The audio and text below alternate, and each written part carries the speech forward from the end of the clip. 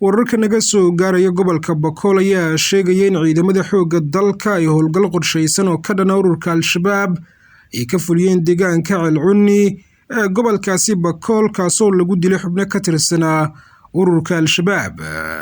taliyaha guutada 9aad qaybta 6aad ee ciidamada xoogga dalka Soomaaliyeed Korneyl Cali Xabad oo la hadlay warbaahinta ayaa faahfaahin ka bixiyay howlgalladaasi wuxuuna sheegay inay ku dileen ilaa 11 xubnood oo ka tirsanaa ururka Al-Shabaab sidoo hadalka u dhigay.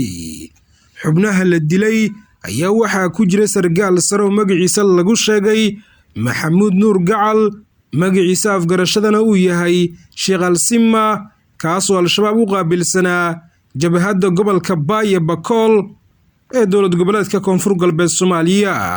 Korneyl Cali Xabad ayaa sidoo kale shaaca ka qaaday inay sii wadi doonaan dhaqdhaqaaqa ka dhanka ururka Al-Shabaab ay ka wadaan labadaasi gobol si looga saaro ururkaasi deegaanada iyo tuulooyinka ay kaga sugan yihiin. dhinaca kale ma jiro wax hadal oo ka soo baxay dhanka Al-Shabaab oo ku aadan howlgalladaasi ay guulaha ka sheegteen ciidamada dowladda federaalka Soomaaliya. xaaladda ayaa haatan mid aad u kacsan waxaana dhaqdhaqaaqyo ciidan oo iska soo horjeeda laga dareemayaa gobolada Baay iyo Bakool. inta badan waxaa Koonfur Galbeed weerar ka fuliya kooxda ururka Al-Shabaab oo weli ku xoogan 3 gobol ee maamulkaasi Koonfur Galbeed Soomaaliya. Samir Cabdirasaaq Umar, wararka muuqaal baahiya SBTV magaalada caasimadda Muqdisho.